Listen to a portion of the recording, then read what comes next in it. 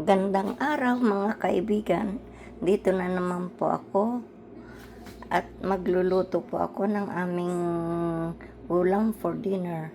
Ang lulutuin ko po ngayon ay ginataang gulay na halo-halo. So ang halo po nito ay sitaw, kalabasa, talong, at ang ihalo ko po dito ay hipon. At ito po ang aking gata.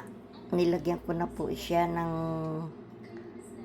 pangalawang gata at pakukuluin ko. Nilagyan ko na po ito ng luya at sibuyas at saka garlic powder at paminta. So, hintayin po natin kumulo ito at ilalagay ko na po ang ating gulay.